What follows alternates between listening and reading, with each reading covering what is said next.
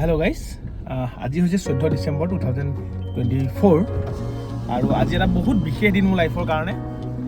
আৰু জানেই আৰু বিশেষ দিনবিলাকত কোন থাকে, উৎপল শইকীয়াই ড্ৰাইভিং চিটত। আৰু একদম হেপিলি শ্বেয়াৰ কৰিছোঁ, কাৰণে কৰি আছোঁ। আৰু ইতিমধ্যে আমি ঘৰৰ পৰা উৎপলৰ ঘৰলৈ উৎপলক পিক আপ কৰিলোঁ। উৎপল ড্ৰাইভিং চিট বহিলে, এতিয়া আমি গৈ আছোঁ মোৰ লাইফৰ প্ৰথমখন নিজৰ বাইক দেই, নিজৰ বাইকখন কিনিবৰ কাৰণে। I am truly excited for that.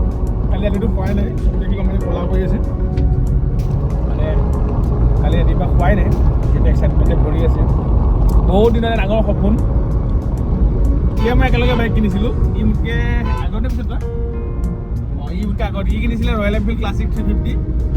আৰু মই সেইটো সময়ত মানে কলেজৰ জ'চ তেতিয়া মই কিনিছিলোঁ আপোনাৰ R15 V2খন কিনিছিলোঁ। তেতিয়া V3 নাই ওলোৱা আৰু V2 S মডেলটো কিনিছিলোঁ। তাৰপিছত মই সেইখন কিনিছিলোঁ 2016 চনত। 2016 চনৰ পৰা 2024 সেইখন বিকিলোঁ। আৰু বিকি এতিয়া মই দ্বিতীয়বাৰ সপোন মেলিছোঁ যে সেইখন মোৰ দেউতাই গিফ্ট কৰা বাইক আছিলে। এতিয়া সৰুকৈ কিবা এটা ঘটিব পাৰিছোঁ, তাৰে পাই চুকি হিচাপ কৰি মই এখন আজি ৰয়েল এনফিল্ড কিনিবলৈ গৈ আছোঁ।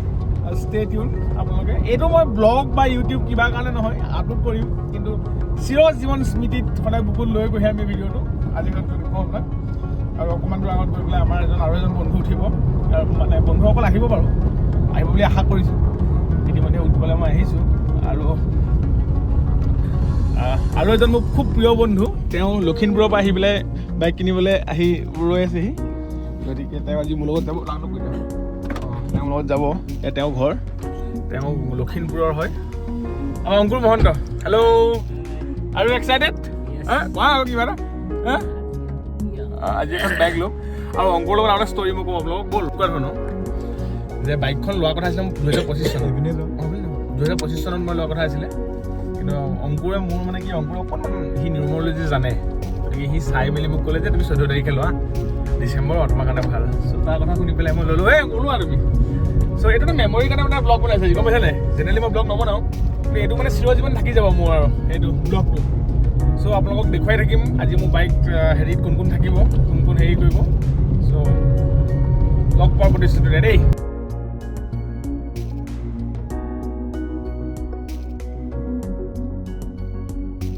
এয়াই হৈছে মাজুলীৰ একমাত্ৰ ৰয়েল এনফিল্ড ডিলাৰ, যিটো আমাৰ মাজুলীৰ ৰঙাচাহিত আছে। আৰু এয়া আমি ডিলাৰ ভিতৰত সোমাইছোঁ।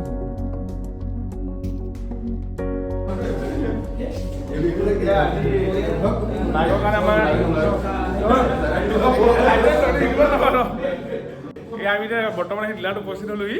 আৰু আচলতে ইহঁতে ভিডিঅ'টো ল'বৰ কাৰণে অলপ লাজ কৰিছে, যিহেতু মই সকলোৰ সন্মুখতে কেমেৰাটো লৈ আহিছোঁ। বাকীখিনি চাওক। একদম স্বাগতম দেই, ধন্যবাদ। ভাস্কৰ আহি গ'ল, থেংক ইউ। আমাৰ মুকুন্দ আহিছে। মুকুন্দ আহা। এওঁ বাইক কিনিম কাৰণে আজি অফিচৰ NIC।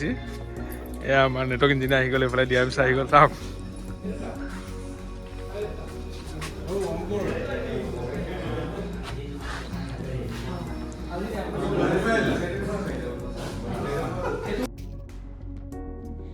যিহেতু মই বাইকখন ফাইনেন্স কৰি কিনিছোঁ, সম্পূৰ্ণ পে'মেণ্ট মই কৰা নাই। আৰু এয়া বৰ্তমান বেংকৰ লগত মোৰ ফাইনেন্সৰ কামখিনি হৈ আছে। যিহেতু আপোনালোকে সকলোৱে গম পায় যে বেংকৰ লোন লৈ পেলাই যেতিয়া এখন বাইক কিনা হয়, তেতিয়া বহুতখিনি ছিগনেচাৰ কৰিবলগীয়া হয়। আৰু এয়া তাৰে দৃশ্য। মই আৰু মোৰ কাষত দেউতা বহি আছে, আৰু চকীত ইজন বহি থকাজন মোৰ মানে বেংকৰ বন্ধু। তেওঁ বেংকৰ হয়, মোৰ বন্ধু হয়। তেওঁ মাজুলীৰে। আৰু তেওঁ মোক এতিয়া পেপাৰখিনিত ছিগনেচাৰ কৰিব কৈ আছে, আৰু মই এখনকৈ, কিন্তু বহুত ছিগনেচাৰ কৰিব লাগে দেই। এখনকৈ ছিগনেচাৰ কৰি মই গৈ আছোঁ। চাই থাকক।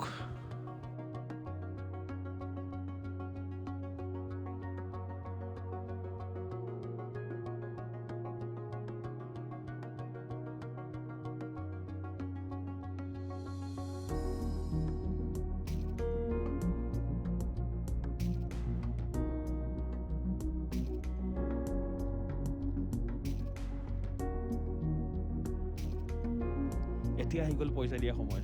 আৰু সেয়া মই যে দেখুৱাই আছোঁ ভিডিঅ'ত, মই টোটেল 95,000 আপোনাৰ কেছ তেওঁলোকক দিলোঁ। আৰু সেয়া ফূৰ্তিতে আৰু মই তেওঁলোকক সেয়া ফোনত বহি থকা আমাৰ ৰয়েল মাজুলীৰ মেনেজাৰ তেওঁ পাৰ্থ তেওঁক মই কেছখিনি দি যিটো ডাউন পে'মেণ্ট আছিলে ডাউন দি এয়া কেক কাটিবৰ কাৰণে আৰম্ভ কৰিলোঁ। তাৰপিছত আমি সকলোৱে মোৰ কাৰণে এটা কেক লৈ আহিছিলে আৰু সেই কেক কটা চেৰিমনি নাজানো কি গাব লাগে সেইকাৰণে সকলোৱে মিলি কংগ্ৰেচুলেশ্যন দিলে আৰু মোৰ দেউতাক প্ৰথম বাইকটো খুৱাই তাৰপিছতে পাৰ্থক খুৱাই মই এই চেলিব্ৰেশ্যন আৰম্ভ কৰিলোঁ আৰু মনততো আৰু জোচ উঠি আছে যে বাইকখন ল'ম চাই চাওকচোন বাৰু কি হয়।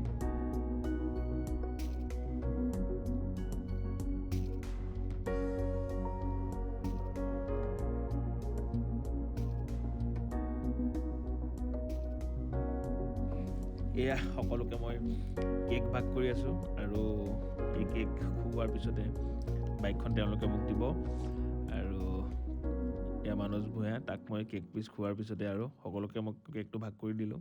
চবেই অলপ কেক খালি ফাইনেলি মোৰ হাতত বাইক। এতিয়া আৰু মোক কোনোবাই এক্সাইটমেণ্ট লেভেল আপোনালোকে দেখিছিলে এই ভিডিঅ'টোত এয়া বাইকখন পাই আৰু বাইকখন উলিয়াই আনিলোঁ। মনৰ সেইকণ সময়ৰ যিকণ অনুভৱ মই আপোনালোকক এই ইয়াত ব্লগত আপোনালোকক বুজাব নোৱাৰিম।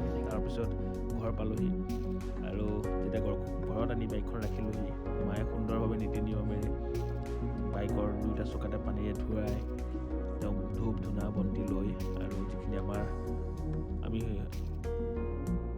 আমি দেখোঁ আমি যে আমি কেনেদৰে নীতি নিয়মেৰে আমাৰ ঘৰত যিকোনো এটা বস্তু যেতিয়া অনা হয় তাক আদৰা হয়।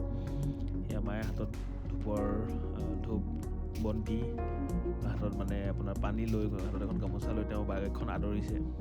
এই সময়খিনি মই চিৰজীৱন লগত লৈ ৰাখিব বিচাৰোঁ। যিহেতু হয়তো চাগে মই কৈ আপোনালোকক বুজাব নোৱাৰে আজি শব্দৰ অভাৱ, কিন্তু যেতিয়া বাইকখন আনি মই ঘৰত ৰাখিছোঁহি মায়ে সুন্দৰকৈ আদৰিছে। চাইডত ভণ্টি আছে, বাহঁত আছে, খুৰাহঁত আছে, সকলোৱে বাইকখন আদৰিছে আৰু এনেদৰে নীতি নিয়মেৰে বাইকখন আদৰিলে। আৰু ইয়াৰ পিছত আৰু এটা মই সুন্দৰ ক্লিপ যিটো ক্লিপ মই সদায় ৰাখিব বিচাৰোঁ আপোনালোকক দেখুৱাম, চাব ইয়াৰ পিছত কি হয়।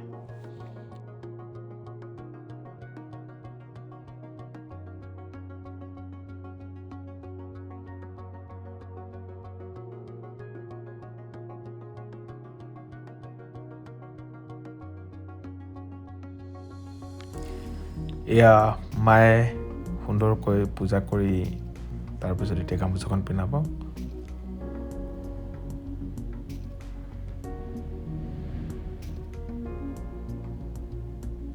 এয়া ভণ্টিয়ে আহি মাক গামোচাখন দিলে আৰু মায়ে এয়া গাড়ীখনত গামোচাখন পিন্ধাই দিলে আৰু খুব এটা আনন্দৰ মুভমেণ্ট মোৰ কাৰণে আৰু আপোনালোককো শ্বেয়াৰ কৰিলোঁ। আৰু আপোনালোকক যে কৈছিলোঁ মই এটা বহুত স্পেচিয়েল ক্লিপ আছে, ইয়াৰ পিছতে লাগিব আপোনালোকক দেখুৱাম। মোৰ কাৰণে সেইটো সদায় স্পেচিয়েল হৈ থাকিব, আপোনালোকে দেখিব। তাত ইয়াৰ পিছতে মই বাইকখন লৈ আমাৰ পুৰণা ঘৰলৈ গ'লোঁ য'ত মোৰ আইতাই থাকে আৰু আইতা বৰ্তমান পেৰালাইচিছ হৈ আছে। তেখেতক মই বাইকখন দেখুৱালোঁ আৰু বাইকখন দেখি আইতাৰ মুখত যিটো হাঁহি, আইতাই এটা আশীৰ্বাদ দি কৈছে ভালকৈ চলাবি, ভালকৈ ৰাখিবি, সদায় মনত ৰাখিবি, জোৰত নচলাবি। এই কথাকেইটাই মোৰ হৃদয় চুই গ'ল আৰু আইতা যি খুচ মই খুচ। Happy, thank U.